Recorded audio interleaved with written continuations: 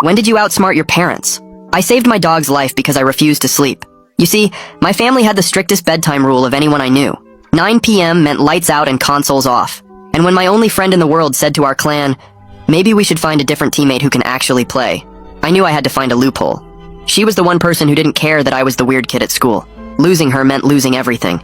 I learned to lie completely still with my eyes shut, breathing so evenly that Mom's flashlight checks never caught me.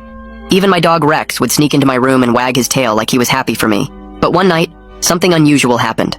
My parents came in at 10:30 p.m., and through barely cracked eyes, I watched my mom open my piggy bank while Dad held his phone flashlight. Take $60 from his piggy bank, and 40 from the Pokemon cards he sold, she whispered, counting bills. Then came the part that made my blood freeze. Mom moved to my desk and picked up the jar labeled Rex's surgery fund in my handwriting. $300 here, she said, emptying it into her purse. Rex is old anyway. This money could triple on tonight's game. I felt like I'd been punched in the stomach. Every dollar I earned was funding their gambling while they thought I slept. The next few weeks became a twisted game of cat and mouse. At dinner, I mentioned casually, Rex seems sicker lately.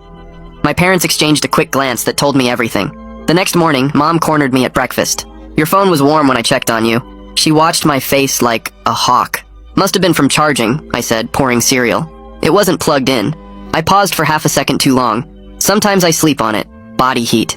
She nodded, but I could see the doubt in her eyes. Soon, my parents started testing me, showing me how they were documenting everything. Explain this, my dad said one evening, showing me a photo of my charger. Yesterday, it was by your bed. Today, it's by your desk. I shrugged, trying to look confused. I must move it without thinking? He pulled out another photo. What about Tuesday? Wednesday? Different spots every day. My throat went dry. I'm reorganizing my room. We stared at each other until Mom called us for dinner. The thought of me knowing the truth drove them crazy. They escalated their investigation through careful observation. Found this in your trash, Mom said, holding up a Snickers wrapper like evidence in court. The expiration date is December 2024. It's January. Someone gave it to me at school. Someone gave you expired candy? She set the wrapper on the counter between us. And you ate it at night? After brushing your teeth? I forgot to throw it away earlier. She knew I was lying.